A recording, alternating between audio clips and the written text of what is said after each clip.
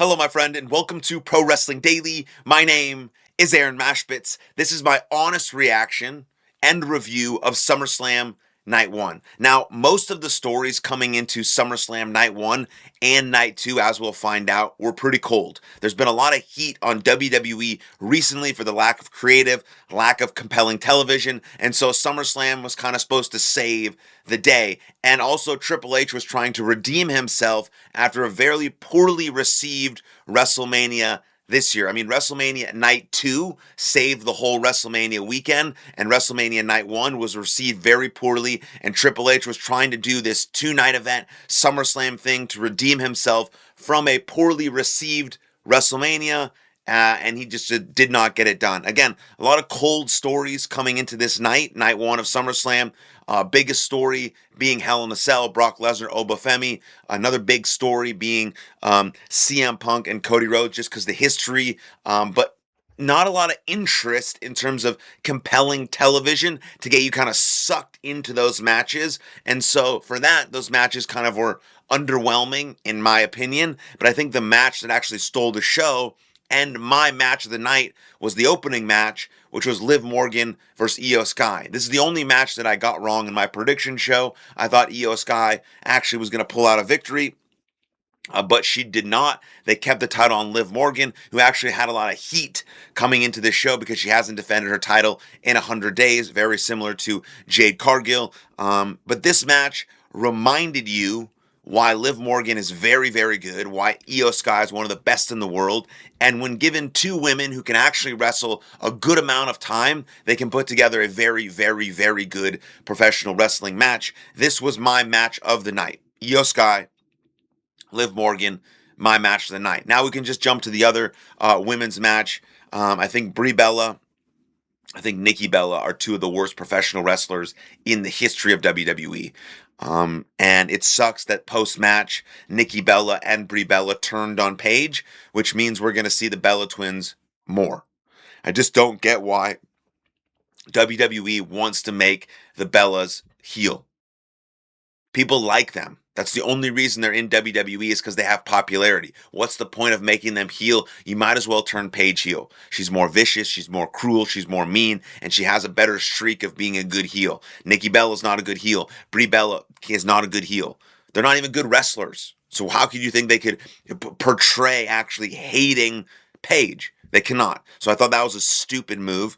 And also stupid because we just have to see the Bella twins wrestle more often, which sucks because they're really, really bad. Paige is fine. Kind of a lackluster return so far to WWE. Nothing really substantial or of note. She just does some stuff and whatever. Now she's going to go into a program with the Bella twins. Maybe that'll be good. Most likely not, but whatever. The best thing to come out of this match is Fatal Influence. They're fantastic. They're absolutely fantastic. And if WWE writers, Triple H, and creative screw this up, then they've really dropped the ball with Fatal Influence becoming the most dominant faction in the women's division and strapping the title to JC Jane as fast as fucking possible and having all of the titles be with Fatal Influence and allowing them just to mature and grow while being champions, while running the division, and while being the most dominant heel faction in WWE, especially in the women's division. This is what needs to happen. This is a bright spot when it comes to the women's division, especially this trio of Fatal Influence. So that's really good. Now we can jump over to the other six-man tag team match. It was fine. The best parts of the men's six-man tag team match were Solo Sikoa and LA Knight. I'm kind of tired of Jimmy and Jay. I really am. I'm kind of tired of it. I don't need to see them wrestle anymore. I want to see more of Jacob Fatu as kind of this henchman for Roman Reigns. I want to see what happens with these guys now that they lost. How will Roman Reigns react on an episode of Monday Night Raw? Will they get a sort of a scolding, a reprimanding? How will that phase Jacob Fatu and the Usos? I'm kind of interested in that, but I'm not super interested in another bloodline-centered Survivor Series, War Games. But that's what we're leading towards because that's obviously what's going to happen. Solo Sikoa, fantastic. Charisma, beautiful, loved it. Book him, push him, let him excel as a singles competitor, as a babyface. Absolutely fantastic. And LA Knight. Now, Triple H in the post show says you got to earn it. If you want to get pushed like all these top guys, you got to earn it.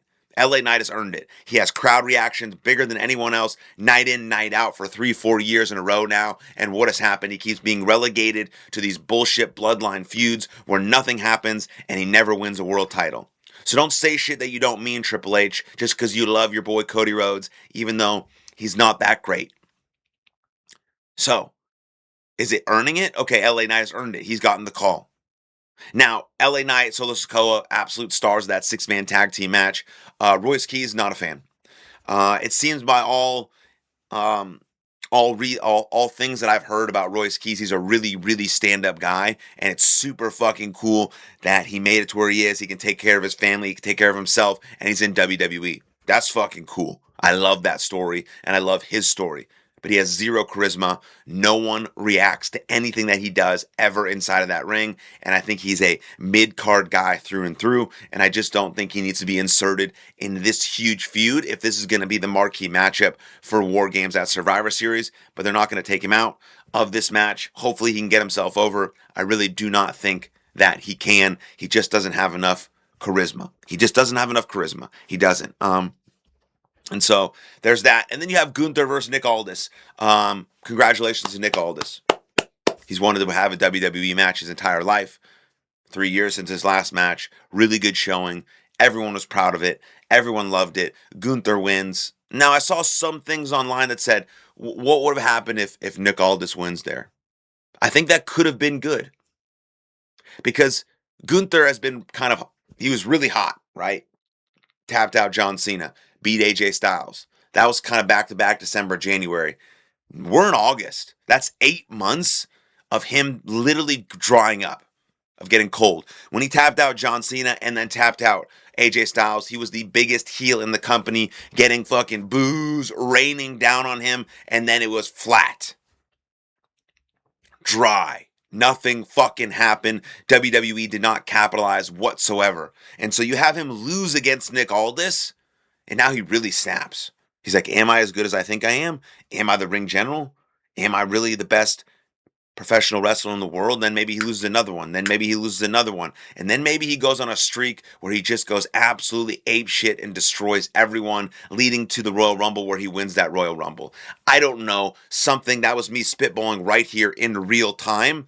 But what's happening right now is not that great. He didn't end the career of Nick Aldis. Nick Aldis' career was already over. He's had one match in 3 years. He's not an active professional wrestler. He did look fucking jacked, though. His punches are weird, though. Like, I hate people when they punch like this. It should be big. Look at Solo Sikoa when he punches. Everything is, big. Presentation, not him and Royce Keys. Nick Aldis and Royce Keys have the same weird fucking punches that don't work. And they're so rushed and fast, and nothing is, like, deliberate, and nothing fucking lands. Like, I just don't like that stuff. For someone who's wrestled for a very long time, and Nick Aldis, like, he should be better at that. CM Punk also is very rushy with his strikes, especially against Cody Rhodes. Both of their strikes last night are at SummerSlam Night 1. Cody Rhodes and CM Punk look weak, look soft. It's a presentation. It's a deliberation. It's something that needs to be crisp and sharp. But anyways, good for Nick Aldis. Gunther wins. What's next for Gunther? Who knows? He's been doing nothing. Pretty much nothing of note since he beat AJ Styles. So the career killer moniker is really Goldberg, John Cena, AJ Styles, but nothing since January. And so I don't know what's next for him, but he needs something fucking compelling, or they're going to lose out on Gunther. Like, simply just lose out on the steam, and fans are going to lose interest. And then you have Cody Rhodes, CM Punk.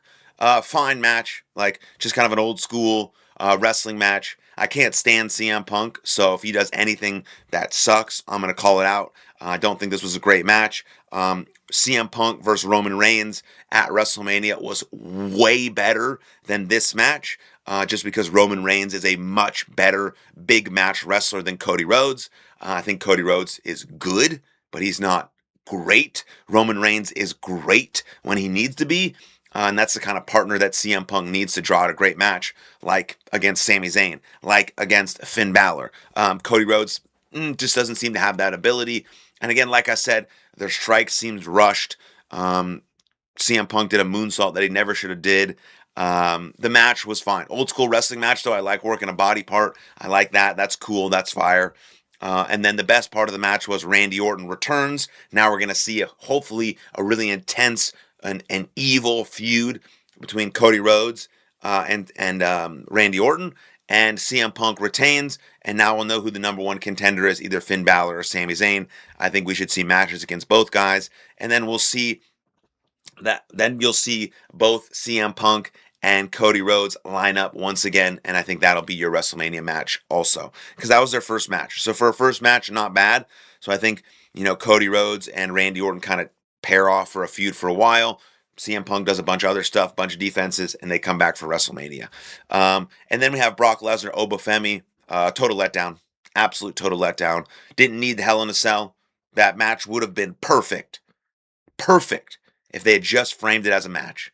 The third installment, the rubber match between Obafemi and Brock Lesnar. If Brock Lesnar loses, he has to retire. Like, that would have been better than Hell in a Cell, violence, you're a bitch, inside lock with the beast. Like, you didn't need it. Nothing happened. And then you kick out of a tombstone on the boards, and then you do the fall from grace, but not on the boards, and then you win, and then Brock Lesnar puts you over, and this, like, the whole Hell in a Cell was totally unnecessary.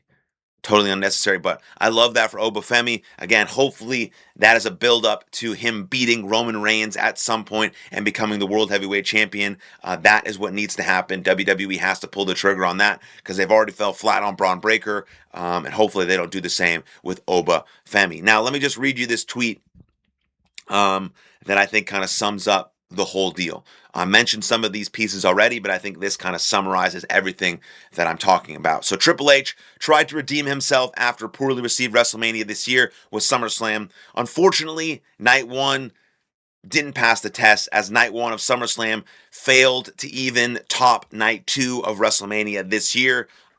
These shows genuinely feel like half of what they should be as two-night shows, and personally, I think everyone else, we're kind of tired of the two-night events. Like, make one night, one show so fucking good that it's can't miss. Don't draw out two nights where there's some good stuff here, some good stuff here, and a lot of mediocre shit everywhere in the middle, right?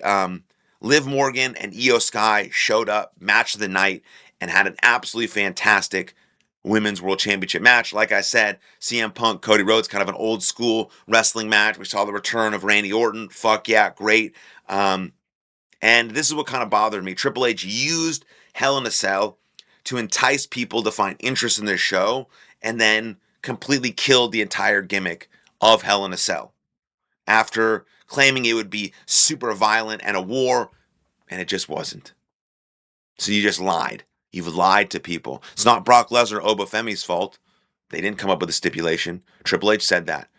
They're allowed to do whatever they want in that ring. I'm not saying they have to jump off the top of the cage like Mick Foley, but you didn't need the Hell in the Cell. You just needed a regular match, and the story itself could have been presented a little bit better, and people would have been drawn in, especially in the hometown of Brock Lesnar. And so, once again, like, obviously when the stories coming into the show are extremely cold and you haven't written compelling television in a very long time, you're really fighting an uphill battle. And so everything has to be extra good because you're climbing that uphill battle. And because of that, it was very middle of the road show, and it didn't leave anything that kind of left you overly excited about, except for Randy Orton returning, and the interest of what Obafemi is going to do moving forward now that he has a guaranteed championship match and he's moved past the Beast. So those things are exciting. That's what I thought of SummerSlam Night 1. Let me know what you think in the comments down below. Then like the video, subscribe to the channel, and I'll see you guys next time. Lots of love. Cheers.